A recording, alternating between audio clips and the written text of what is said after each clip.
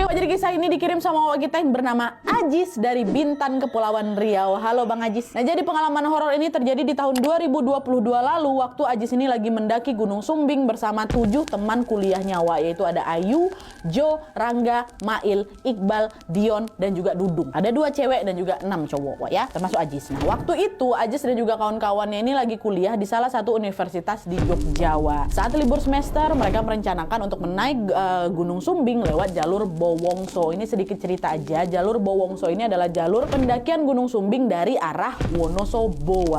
Jalur ini cocok sekali untuk pendaki pemula karena medannya juga nggak terlalu curam.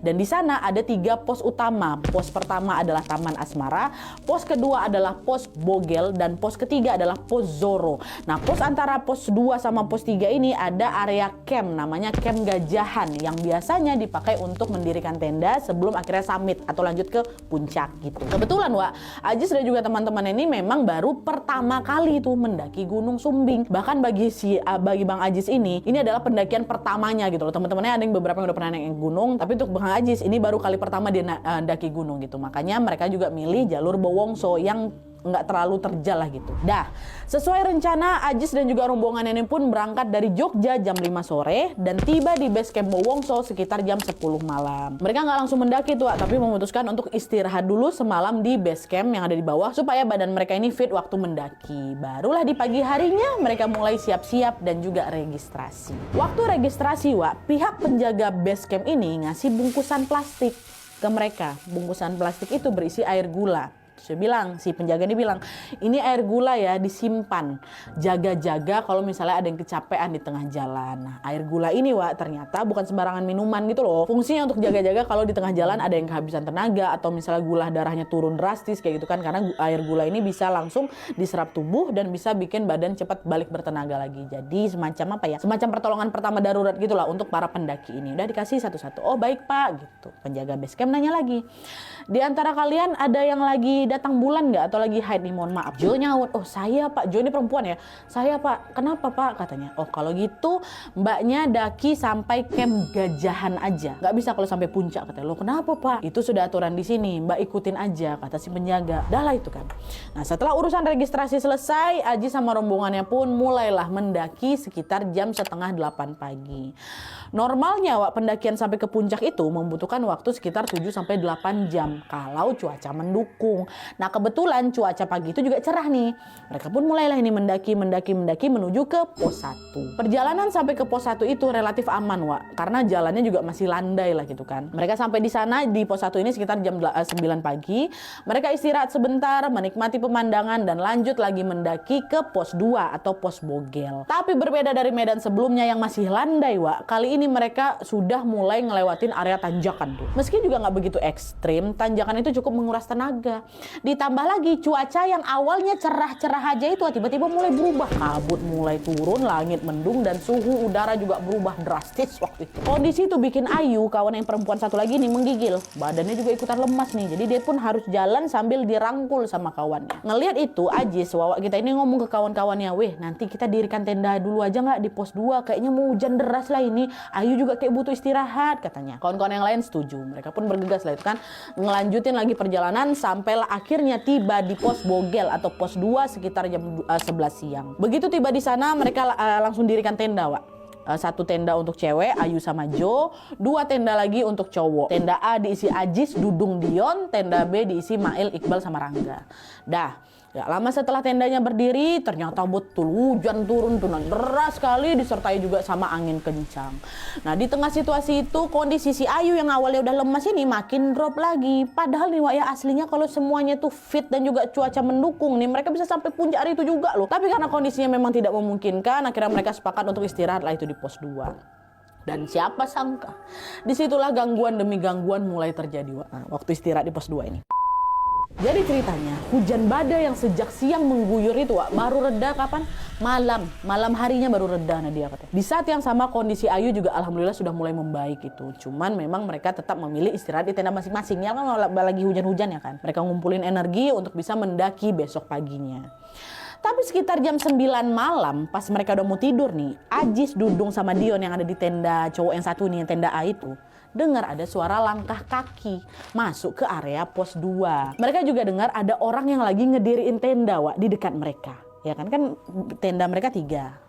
Mereka dengar ada suara orang datang dan ada kegiatan mau bangun tenda. Ajis mikir, oh ada rombongan lain yang baru datang nih gitu kan. Dan bener aja, beberapa saat setelahnya Ajis, Dudung sama Dion ini dengar. Sama-sama dengar bertiga nih Nadia. Kami dengar ada suara orang yang ngobrol dari arah tenda sebelah kami. Suara mereka cukup keras karena mereka juga ketawa-ketawa gitu kan. Dan sempat juga keributan dari suara ketawa-ketawa mereka ini bikin kami agak terganggu. Tapi kami juga gak berani negur karena dia. Dan kami milih aja diam gitu sambil berusaha memejamkan mata. Tapi ada orang di luar ramai-ramai gitu. Kami diamin, makin malam suara rombongannya malah makin rame Nat. Dan di saat yang sama nih entah kenapa hawa tenda kami itu tiba-tiba pengap kali rasanya. Macam ada banyak orang dalam tenda itu. Padahal tendanya cukup luas loh untuk kami bertiga itu. Cuma tiba-tiba pengap. Kalian ngerasa ngap gak sih? Ajis nanya. Iya weh. Kok tiba-tiba panas sekali ya, padahal kita cuma bertiga aja dari tadi juga gak kenapa-napa. Ada nggak beres nggak nih Wak? Kata si Ajis, udah nggak usah terlalu dipikirin, kata si Dion. Udah mending kita berdoa aja. Abis itu kita langsung tidur, simpan energi, besok kita mau ngedaki, kata si Dion kan. Dah lah tuh, mereka bertiga pun dah nggak mau mikir aneh-aneh. Cuma malam itu udah tiba-tiba pengap itu tendanya mereka. Dah Ajis pun ketiduran tuh Wak. Cuma waktu aku lagi tidurin dia, tiba-tiba si Ajis nih mimpi Wak. Didatangi seorang perempuan asing. Ya, Ajis nggak pernah lihat orang itu sebelumnya. Perempuan itu nggak senyum, dia datang. Dia nggak senyum, nggak nyapa, mukanya datar aja. Tapi dia nyodorin bungkusan plastik hitam. Nan, aku nggak tahu apa isi bungkusan itu. Gegara pas aku udah ambil mau kubuka, aku terbangun dari mimpi gue. Gegara ketetesan sama air dari dalam tenda. Pas aku tengok jam, udah jam 3 pagi. Nah, pas aku bangun mimpi itu suasana tenda tuh makin pengap lagi Nadia, makin pengap. Gak enak lah perasaan aku ini. Kenapa ya? Ngapa mimpi aku tadi itu? Apa bisa aku bangun tendanya makin pengap lagi? Yang aku mimpiin itu siapa? Jangan-jangan dia sosok penunggu di sini pula. Ajis takut Wah. Di situ dia kayak berusaha positif thinking. Udah nggak. Cuman bunga tidur aja kebetulan. Mungkin aku juga tadi lagi takut apa kayak gimana. Makanya aku kepikiran bawa ke mimpi. Dah nggak usah aku pikirkan lagi, kata si Ajis. Ajis juga nggak mau tuh nyeritain itu ke kawan-kawannya kan. Nggak mau ngebangunin kawannya. Gara-gara takut juga nanti mungkin mereka jadi panik apa gimana. Dah. Ajis coba tidur lagi, nggak bisa tidur aku nggak bisa tidur sampai sekitar jam 4 pagi. Nggak bisa tidur, baru aku bangunin kawan-kawanku kan, bangun, udah subuh gitu kan. Nah, mereka ini bangun, sholat subuh dulu kami, dan baru kami siap-siap melanjutkan pendakian sebelum matahari terbit. Nah, waktu lagi siap-siap ini, mereka kan keluar tenda. Di situ, pemandangan pertama yang kami lihat adalah ada satu tenda dome apa, pokoknya tulisannya dome lah, bacanya apa nih, dom lah kita bilang ya. Tenda dom kecil yang berdiri di dekat tendanya si Ajis, tenda kecil, tenda dome itu. Ajis ngebatin, oh ini pasti mereka nih yang tadi malam berisik. Tapi kok cuma satu tenda aja ya, kecil pula. Kayaknya nggak mungkin lah mereka ramean tidur di satu tenda. Yang didengar tadi malam kan rame kali kan Wak. Ini cuma satu tenda dekat tenda mereka itu. Ini tenda cuma muat 2 orang nih. Si Dion sama kawannya satu lagi, iya ya kok cuma satu tenda. Rame kan orang tadi malam, iya nggak mungkin mereka satu tenda kayak gini aja. Tapi habis itu Ajis nimpa lagi, oh mungkin tenda orang-orang tadi malam udah dibongkar kali Wak. Mereka udah lanjut naik ke atas. Mereka cabut sebelum kita bangun subuh-subuh ini gitu loh. Oh iya bisa jadi juga. Udah lah yuk kita beres-beres lagi dah. Mereka lanjut lah ini beres-beres ya kan. Nah waktu itu Wak, Ajis sama kawan-kawan ini nggak bongkar semua tenda mereka. Mereka cuman bawa barang seperlunya aja, sisanya ditaruh di tenda. Jadi mereka nggak bawa tenda naik ke atas kan, mereka mau summit kan, mau naik puncak kan. Jadi tenda itu nggak dirobohin sama mereka ya. Udah pada siap semua, mereka daki lagi lah ini sekitar jam 4:30 pagi. Nah, berangkat baca doa, berangkat lagi naik ke atas. Nah waktu Ajis sama rombongan ini jalan ke arah pos 3, Wak, posisinya Ajis ini paling belakang. Dan waktu itu suasana juga masih gelap. Kan masih subuh-subuh tuh. Jadi mereka agak cukup kesulitan lah pas jalan, gegara memang penerangan kurang, ditambah lagi medannya juga makin menanjak dan juga penuh bebatuan. Dan masih gelap tuh. Nah pas lagi ngelewatin jalan bebatuan ini Wak, perasaan Ajis mulai nggak enak. Dia kan posisinya paling belakang kan Wak. Nah waktu di belakang ini Ajis ngerasa macam lagi diawasin dari kejauhan. Di saat yang sama, Ajis sama kawan-kawannya juga ngeliat ada beras kuning Nadia. Beras kuning yang ditabur di sepanjang jalan. Setiap 5 langkah sekali, ada lagi beras kuning. Jalan 5 langkah lagi, ada beras kuning. Awalnya Ajis mikir, oh mungkin ini memang tradisi warga sekitar sini kali ya. Kan Ajis baru pertama kali daki di situ kan. Mungkin tradisi di sini kali. Tapi makin lama kami ngelihat taburan beras kuning itu, perasaan aku jadi makin gak enak lagi Nadia. Bahkan dia juga ngerasa sesuatu yang ngawasi dia yang pertama tadi tuh kok makin ngedekat, rasanya makin ngedekat gitu kan. Dan dia celinguk lah kesana kemari. Dia arahin lah senternya ke arah bebatuan waktu itu. Bebatuan diarahin kan, dia ngintip dikit. Dia sorotlah ke pohon-pohon sampai di satu titik senternya menyorot ke semak belukar yang ada di belakangnya si Ajis. Dan betapa terkejutnya si Ajis waktu dia ngeliat ada sosok bayangan hitam besar berdiri di antara semak-semak, matanya natap tajam ke aku dan ke kawan-kawan aku. Gitu. Ajis langsung astagfirullahaladzim gitu. Dia langsung ngedekap mulutnya, takut kelepasan teriak nih. Dia kan paling belakang nih. Nanti kalau aku teriak panik orang depan ya kan. Tapi di situ rasa asli jantung aku macam mau copot. Nah, dia terkejut. Aku lihat, astagfirullah, aku tengok lagi masih ada di belakang. Akhirnya Ajis ngomong, cepat jalannya bisa nggak biar sampai atas kita nggak kesiangan ini. Ini nggak seru nih kalau misalnya di puncak ketutup kabut. Aku udah lama tidur dekat tuh dia. Aku tengok lagi masih ada dia. Kawan-kawan ini nggak tahu ya kalau Ajis lagi ketakutan. Akhirnya udah mereka nurut aja. Yo, cepat lagi gitu. Udah, jalan cepat ini mereka. Jalan cepat. Tapi di tengah perjalanan, Jo yang perempuan tadi yang lagi menset itu, Jo bertingkah aneh. Jo tiba-tiba berhenti, dia jongkok sambil dia pungutin itu taburan-taburan beras kuning tuh. Dicemilin sama dia beras tuh. Aslinya ketawa. Suaranya juga macam suara anak kecil, Wak. Ya Allah, itu aja langsung. Jo, kerasukan dia, Wak. Langsung panik lah itu kawan-kawannya kan. Mereka langsung ngerubunin Jo. Jo, jangan kau makan itu berasnya. Istighfar, Jo, istighfar. Nggak, Jo.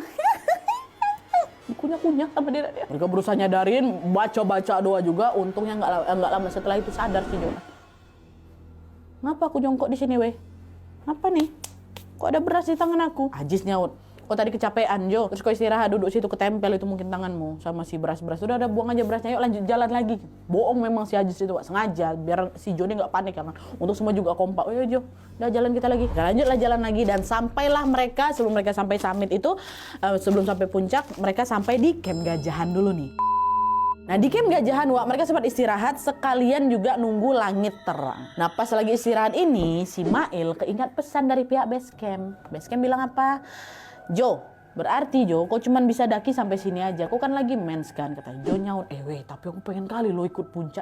Nggak boleh Jo, jangan Jo. Aturannya kan gitu. Daripada nanti kau kenapa-napa, kami juga yang susah. Jangan gitulah kata si Jo. Jangan gitulah Aku pertama kali lo ngedaki ke sini, masa nggak sampai puncak? Lagian juga aku takut lah kalau misalnya nunggu sendirian di sini. Ya nggak juga sendiri. Nanti ada yang nemenin kau kok. Nggak mau aku. Pokoknya aku pengen ikut puncak. Udah diam-diam aja. Bismillah aja, kita doa aja semoga nggak kenapa-napa. Dalam mereka debat panjang lah itu, tapi kawan-kawannya ini tidak berhasil membujuk si Jo. Mereka akhirnya udahlah terpaksa ngikutin Jo untuk tetap ikut naik puncak. Padahal pesannya apa? Jo, kok nggak boleh sampai puncak? Maksa.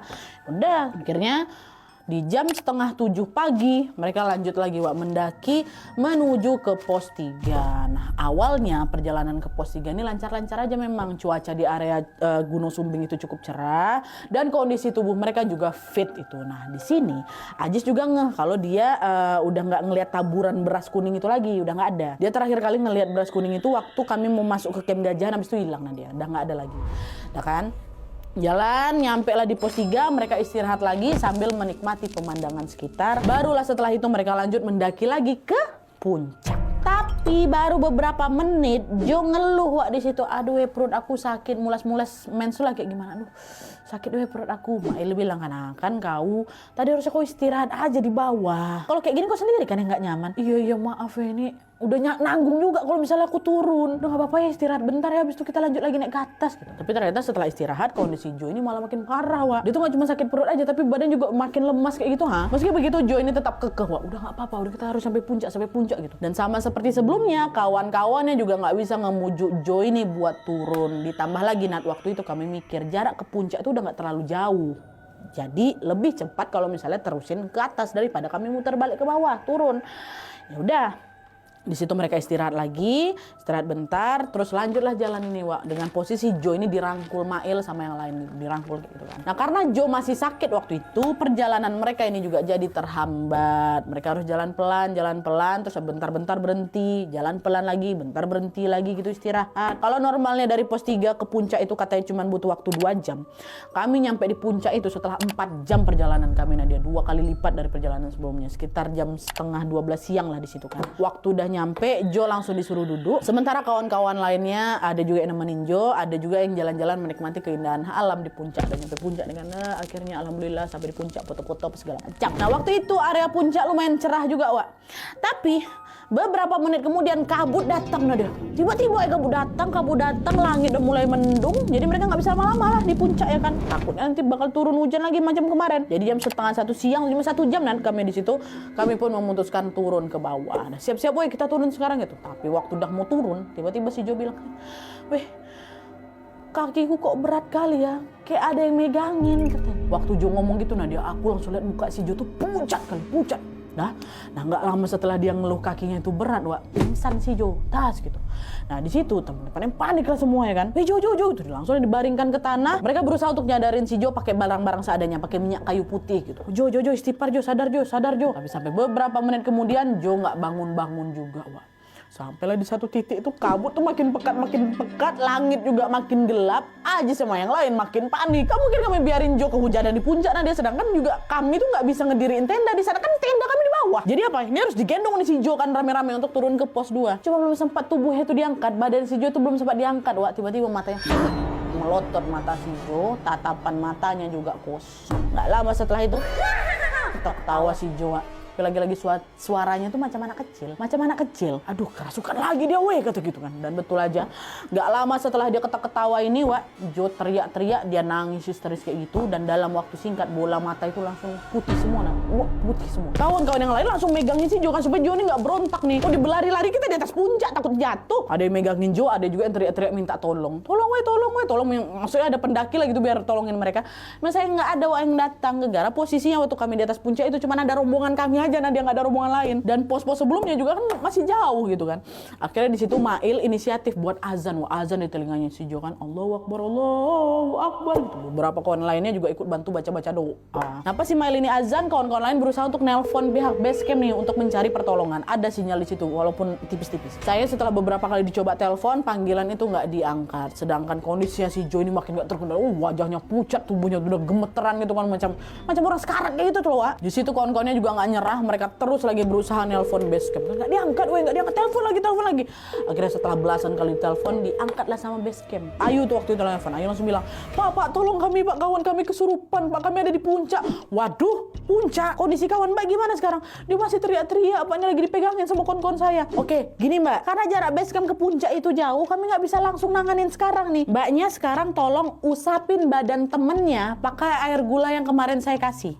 Sambil dibaca-baca ya Mbak, ya baca-baca doa. Itu aja dulu, nanti update terus kondisinya. Kalau belum baikan kami segera pergi ke sana gitu. Untungnya air gula tuh kami bawa, Nat. Untung kami bawa. Akhirnya dah air gula diambil lah dari tas masing-masing, terus pada diolesin lah ini ke tubuhnya si Jo sambil dibaca-baca doa, Wak. Di situ Mael sekali lagi baca azan lagi di telinga si Jo kan, dan alhamdulillahnya pelan-pelan Jo mulai sadar di situ. Tatapannya udah nggak kosong, matanya udah balik ada hitamnya lagi. Dia udah nggak teriak-teriak lagi. Alhamdulillah langsung sadar Wak si Jo di situ. Pakai air gula tuh. Setelah sadar, Ayu langsung ngebantu lah si Jo minum pakai air putih. Teman-teman pun ada yang mijit-mijit tangannya si Jo, kakinya si Jo gitu kan. Di situ mereka berusaha bikin si Jo ini relax dulu, berusaha bikin dia tenang dulu. Dan selain itu mereka ini juga ngabarin pihak base camp bilang, Pak, untuk update kondisi si Jo udah sadar Pak, kondisi udah sadar gitu. Oh ya sudah, syukurlah. Pelan-pelan kalian turun ke bawah. Nah beberapa saat setelah si Jo ini udah tenang, Wak, Ajis Wawa ini ngelihat ke arah belakang. Ada seorang pendaki perempuan yang ngedekatin mereka. Dia pakai outfit pendaki pada umumnya. Nah dia nggak ada aneh-aneh, bukan hantu yang ku tengok ini. Orang cewek pakai outfit pendaki pada umumnya, pakai baju pendek warna merah, terus pakai dalaman manset hitam gitu. Dan dia ini juga pakai tongkat pendaki itu loh. Nah waktu tengok si perempuan ini datang, aku macam gak asing sama perempuan ini Nadia. Cuman aku juga lupa aku pernah tengok dia di mana ya gitu. Nah saat perempuan itu makin dekat, Ajis ngeliat dengan jelas perempuan itu pakai kalung tasbih. Dia gendong ransel kecil, terus dia datang sendirian tanpa rombongan ya. Awalnya dia mikir, oh mungkin dia warga lokal kali ya, makanya berani daki sendirian dan cuman bawa tas kecil. Perempuan pula. Jarang Wak ada perempuan yang berani daki sendirian ya kan, di ketinggian 3000 mdpl pula. Nah si perempuan itu datang nyamperin mereka Wak, dan seolah dia bisa baca pikiran aku. Si perempuan tuh bilang apa pertama kali? Saya bukan warga lokal Mas, saya memang daki sendirian. Oh ya temannya kenapa? Tiba-tiba ngomong kayak gitu, kok tahu dia? Dalam hati aku bilang ini warga lokal nih. Tiba-tiba kayak itu dia ngomongnya. Tapi Ajis ya udahlah, dia nggak menanggapi soal itu. Dia kan fokus ke kawan yang lagi kesurupan ini kan, yang baru Ajis selesai kesurupan. Akhirnya Ajis yang ngejawab atau si perempuan yang nanya, oh dia habis kesurupan tadi mbak, makanya masih lemas gitu. Oh gitu. Ini kebetulan saya ada nasi bungkus, dimakan mbaknya ya, biar tenaganya pulih katanya. Oh boleh mbak. Kebetulan teman saya ini juga belum makan katanya. Perempuan ini waktu dia ngomong itu dia ngeluarin kantong plastik hitam, itu isinya makanan. Waktu aku tengok dia keluarin itu, Ajis langsung dejavu di sini. Kok aku macam pernah tengok ini ya? Coba ingat lagi, masih belum ingat dia di sini. Apa ya, macam pernah tengok ini, macam dejavu ini. Apa ini ya? Perempuan bawa kantong hitam. Nah perempuan itu ngasih tuh makanan itu ke Jo. Dan habis itu tiba-tiba dia bilang kayak gini, sebenarnya saya udah lihat dari kejauhan kalau teman kalian ini, mbak ini udah diikuti sosok anak kecil. Nah pas dengan itu kawan yang lain pun langsung kaget ya kan. Iya mbak, diikuti anak kecil mbak. Nah waktu dia ngomong kayak gitu langsung merinding aku langsung astagfirullahaladzim. Aku merinding bukan karena ada sosok anak kecil yang ngikutin si Jo, itu bukan. Di situ aku langsung ingat kalau aku pernah ngelihat perempuan baju merah ini. Di mana? Bukan di tempat lain, bukan di kota lain, bukan di mana-mana. Aku nengok dia tadi malam di mimpi aku. Kalian ingat kan waktu di pos 2 kan Ajis mimpi dia ngelihat ada perempuan ngasih kantong hitam. Nah postur sama pakaian yang dipakai perempuan dekat depan mata aku yang lagi ngasih makan ke si Jo ini, mana dia? Mirip persis sekali sama perempuan yang tadi malam ngasih aku bingkisan hitam itu. Bahkan bungkusan plastik hitamnya pun sama, diikatnya sama. Iya dia di mimpi aku. Dia ada di sini ya. Langsung mikir aneh-aneh aku di situ Nadia. Ini betul manusia apa bukan ya? Apa aku ada kelebihan ini untuk melihat masa depan dalam mimpi aku? Tapi apa ini ya? Di saat orang lagi fokus ke Jo dan perempuan yang baik hati ini, aku malah kok mati dia ada ujung kaki. Napak tanah kok dia. Manusia kok dia. Orang kawan aku juga nengok semua. Tapi makin aku tengok, makin merinding aku. Astaga nih. Apa ya gitu loh. Sampai akhirnya perempuan tuh ngomong lagi. Udah lebih baik kalian segera turun sebelum maghrib. Di sini udah nggak aman katanya. Tuh luak setelah ngomong kayak gitu dia langsung pamit nih. Dia pamit turun tanpa ngomong apa-apa. Jadi dia naik ke atas itu bukan untuk menikmati pemandangan. Nah dia kalau memang dia pendaki biasa nih enggak. Dia datang ngasih makan, habis itu dia langsung turun. Dah bahkan nggak sampai 5 menit tuh nanti perempuan tuh udah ngilang aja. Mana? Wih. Mana perempuan tuh? Ada, hilang. Cuma yang lain masih positive thinking nih. Mungkin kan memang turun jalan kan belok-belok nggak bisa langsung kita amatin macam kita nengok dia di jalan lurus kan nggak bisa. Perasaan aku yang makin nggak enak. Tapi di situ aku nggak mau cerita ke kawan-kawan aku, takut makin panik lagi lah ya kan. Apalagi kalau di si Jo juga masih lemah. Nah akhirnya Ajis pun ngajaklah mereka untuk berkemas dan segera turun ke bawah. Tapi ternyata belum selesai di sini Wak ya, belum. Karena selama perjalanan turun ini lagi-lagi mereka diganggu sama berbagai hal mistis yang bikin mereka ya Allah trauma Wak sampai sekarang. Jadi, waktu perjalanan turun ini, Jo digendong sama si Mail karena kondisi tubuhnya kan juga masih lemes ya kan. Nah di situ Mail nggak bisa jalan cepat karena selain jagain si Jo, area sekitar itu kan juga udah ketutup kabut tebal ya kan. Jadi si Mail nyuruh Ajis, Dudung sama Dion yang satu tenda tadi tuh yang kondisinya juga paling fit di sana untuk turun duluan ke pos 2. Jadi mereka waktu itu kok turun duluan, kok langsung beres-beres, masak kok untuk makan sore kita. Jadi Mail yang gendongin si Jo sama Ayu dan Iqbal sama si Rangga jalan terakhir. Ajis, Dudung, Dion disuruh jalan duluan gitu loh. Kalau turun kan bisa berlari ya kan. Turun lah. Jadi mereka berempat nih yang pelan-pelan. Nah, pisah nih kan Wak, pisah 2. Nah tapi tiba-tiba di tengah perjalanan si Mail dengar ada suara perempuan ketawa. Siapa tuh? Makin lama didengar suaranya makin kencang. Mail tahu betul itu bukan suara si Ayu. Kan cuma kawannya satu lagi si Ayu kan. Apalagi si Jojo kan lagi digendong. Dan suara yang didengar sama si Mail ini pun berasal dari luar rombongan mereka itu loh Wak. Di sekitar mereka juga sepi, nggak ada rombongan lain. Si Mail nanya ke kawannya, weh kalian dengar ada suara ketawa nggak sih barusan? Hah? Ketawa? Kata yang lain, nggak ada. Dari tadi kami diam aja kok semuanya. Tapi aku dengar suara ketawa, weh. Kencang kali suaranya. Kata si Mail lagi. Udah, nggak usah nakut-nakutin. Kau banyakin doa aja lah, kata si Ayu. Di situ perasaan Mail langsung campur aduk, Wak. Dia mulai baca doa. Dia berusaha mempercepat langkahnya itu loh, biar dia bisa sampai ke pos 2. Nah, di sisi lain, si Ajis, Dudung sama si Dion nih di rombongan yang bawah, yang pertama kali turun ini, udah nyampe Wak di pos 2. Tapi waktu nyampe di sana, mereka tidak melihat ada tenda berdiri. Semua tenda mereka hilang, nggak ada Wak. Mana tenda kita? Memang betulan di situ, Nadia. Kami nggak nyasar di situ tuh. Memang di situlah tempatnya. Tapi tenda kami nggak ada. Mana dicari-cari sama mereka, kan salah tempat nggak kita nih? Enggak, memang betulan di sini. Coba cari lagi. Sampai mencar juga kami itu bertiga. Nggak juga ketemu itu si tenda. Tenda mereka nggak ada. Sampai di satu titik waktu lagi cari-cari ini, Ajis tiba-tiba nengok ada taburan beras kuning lagi di tanah. Ada beras kuning lagi. Di situ perasaan Ajis nggak enak lagi kan, Wak. Tapi dia tetap lanjut nyari tendanya. Diabaikan aja beras kuning itu. Cari lagi, tetap juga nggak ketemu. Dah. Dan di situ entah kenapa aku jadi langsung kepikiran untuk apa aku ikutin aja jejak taburan beras kuning tadi itu ya. Siapa tahu beras kuning itu bisa ngasih petunjuk di mana tenda aku berada ya kan. Udah, balik lagi, mana tadi beras kuning? Mana tadi dapat beras kuningnya? Diikutilah sama Ajis kan. Ajis sendiri kan yang pada mencar nih. Jalan. Sampai dia ngikutin itu beras, dia ketemu sama dua kawannya, si Dadang sama si Dion. Ketemu nih kan, bertemu nih mereka. Waktu mereka ketemu, Wak, mereka berada di titik pertama kali mereka nyampe dari puncak. Ingat ya, katakanlah area tenda mereka di sini. Nah, waktu lagi nyari-nyari itu dan si Ajis lagi ngikutin si beras kuning, dia sampai di ujung waktu ketemu sama 3 kawan yang lagi mencari itu, di pintu masuk tenda mereka didirikan. Katakanlah kayak gitu. Ketemu sama kawannya bertiga di situ. Dan disitulah mereka langsung lihat ada 3 tenda mereka berdiri gak jauh dari tempat situ. Ada tenda kami di sana. Itu jelas-jelas dari tadi Nadia kami cari ya di situ. Gak ada tendanya. Sekarang tiba-tiba tendanya ada. Setelah kami cari kemana-mana, ada tenda di situ. Astagfirullahaladzim, merinding aku ya Allah. Wih sumpah, wih ini gak masuk akal wih kata kawannya. Kita udah muter begini tempat ini berkali-kali kan. Gak ada tenda-tenda ini. Tiba-tiba ada tenda di sini. Oh iya wih, enggak. Nggak masuk akal ini. Kita ada kesini loh, tadi nggak ada tendanya. Tadi nggak beres ini, Wak. Ajis. Padahal Ajis yang paling takut kali dari tadi kan. Cuman dia kayak, Wak, palingan tadi tenda kita ketutup kabut, makanya nggak kelihatan, ya kan? Udah, kita nggak usah mikir yang aneh-aneh. Kita lanjut beres-beres, masak. Bentar lagi udah mau maghrib, kata Ajis. Padahal di situ aku langsung, nggak ada kabut, Nat. Nggak ada kabut. Tempat tuh plong aja, plong. Tiba-tiba ada. Aku memang nggak mau bikin temanku panik gitu, mikir yang macam-macam. Jangan, kita masih di gunung gitu. Udahlah, mereka beres-beres, masak sambil nunggu rombongannya si Mail datang. Sampai sekitar jam 7 malam rombongan Mail baru nyampe tuh di tenda. Gara-gara kan mereka juga beristirahat beberapa kali, jalan juga kan pelan. Waktu udah nyampe di tenda, mereka langsung makan malam.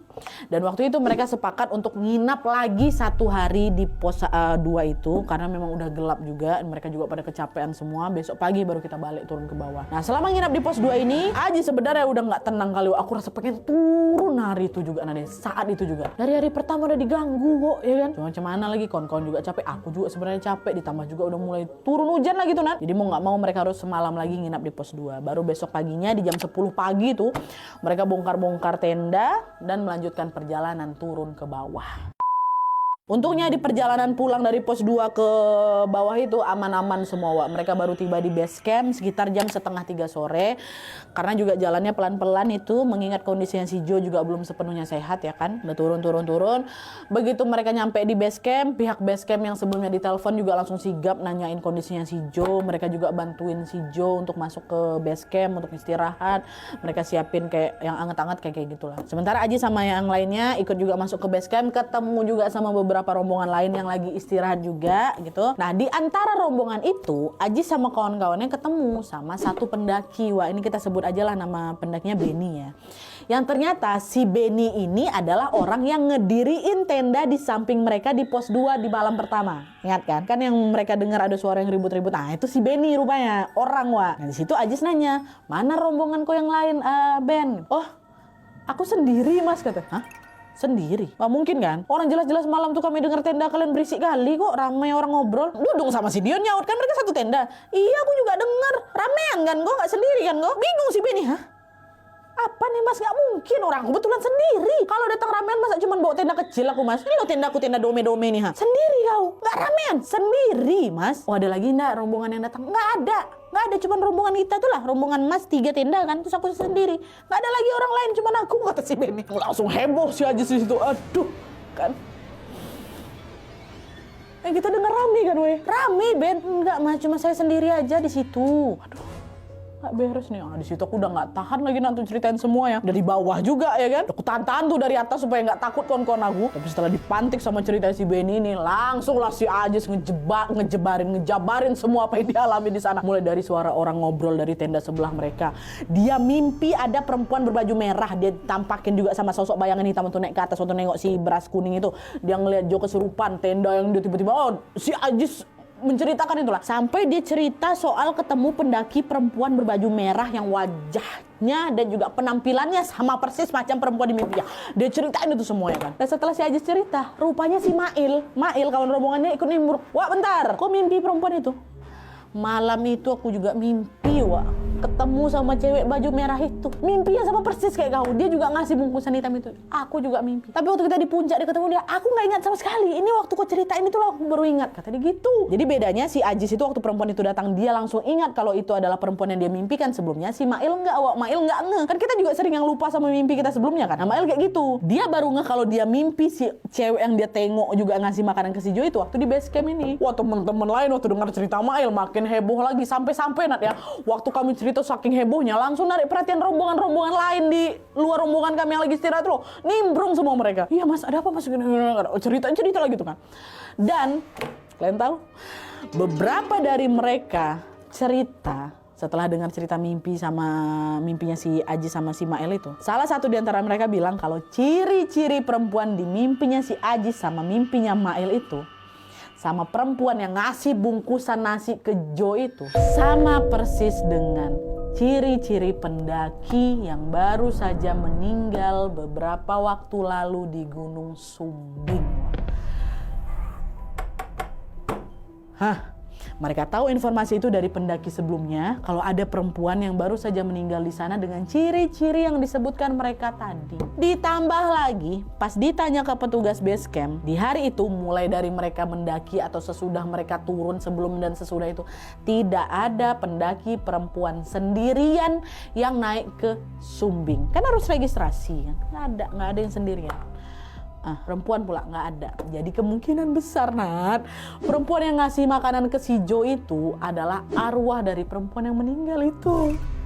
Apa nggak langsung tersiok kami di situ Nat? Astagfirullahaladzim, udah nggak bisa berkata-kata lagi kami di sana. Pendakian pertamaku bahkan ini kan. Pendakian pertamaku yang harusnya menyenangkan ternyata justru dipenuhi dengan kejadian mistis yang tidak akan pernah aku bayangkan sebelumnya. Sampai didatangi sama arwah gentayangan tuh loh, Wak. Entah apa maksud sosok itu ngasih bungkusan makanan ke si Jo itu. Jo juga ada makan semua makanannya. Makanan nasi. Tapi yang jelas Aji sama kawan-kawannya nggak bisa ngelupain kejadian itu. Pasti. Tapi untungnya setelah mereka sampai di base camp, mereka udah nggak diganggu-ganggu lagi, Wak. Dan mereka juga memilih untuk istirahat lagi di base camp sampai kondisi si Jo itu betul-betul membaik. Barulah di keesokan harinya mereka balik ke Jogja. Gitu ceritanya. Oke Wak, jadi itu tadi pengalaman horor yang dialami Ajis dan juga kawan-kawannya waktu mereka lagi mendaki Gunung Sumbing. Mereka yang awalnya excited kali ya kan sama pendakian ini justru dibikin shock sama berbagai kejadian mistis selama mereka mendaki nih. Sampai-sampai Ajis nih Wak kita ini bilang kalau karena kejadian ini Nadia, aku masih takut loh ngedaki lagi. Ya gara-gara itu. Bisa bayangin gak Wak secampur aduk apa perasaan dia waktu ada di gunung tuh. Dia nahan ya, aku tahan dia biar aku gak cerita sama kawan-kawan aku kan. Aku pendam takut aku tuh sendirian. Baru nyampe di bawah tuh aku baru berani cerita semuanya. Aji sama kawan-kawannya sama sekali tidak menyangka bakal mengalami banyak gangguan seperti ini. Padahal juga selama mereka mendaki mereka anteng-anteng aja. Gak bikin kacau juga, gak ngelakuin hal-hal aneh. Cuma ya memang itulah dia kesalahannya si Jo udah diingetin. Mens gak usah sampai puncak.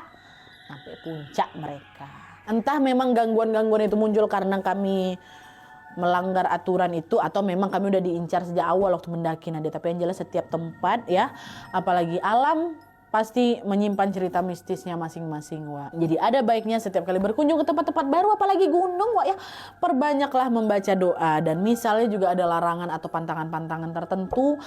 Udah lebih baik udah dipatuhi aja udah demi keselamatan bersama kok. Kalau kalian sendiri pernah juga nggak ngalamin kejadian serem waktu lagi mendaki di gunung atau mungkin di alam lain, entah mungkin ke pantai kah, entah kemana kah, boleh tambahin juga di kolom komentar. Dan kalau misalnya pengen juga berbagi kisah horornya, boleh langsung ke email kisahhoror@gmail.com sertakan subjek dengan judul ceritanya dan ceritakan aja apa yang sudah kalian rasakan. menyenangkan ya. Oke Wak, jadi sekian dulu videonya. Terima kasih banyak yang sudah menonton. Kalau kalian suka video ini, klik like-nya. Jangan lupa komen di bawah untuk ide dan saran-saran untuk selanjutnya. Jangan lupa nyalain notifikasinya supaya kalian tahu kalau upload video baru. And as always, jangan lupa untuk klik tombol subscribe supaya kalian sama-sama tahu informasi menarik dan menegangkan dari channel aku. See you next video, Wak. Bye.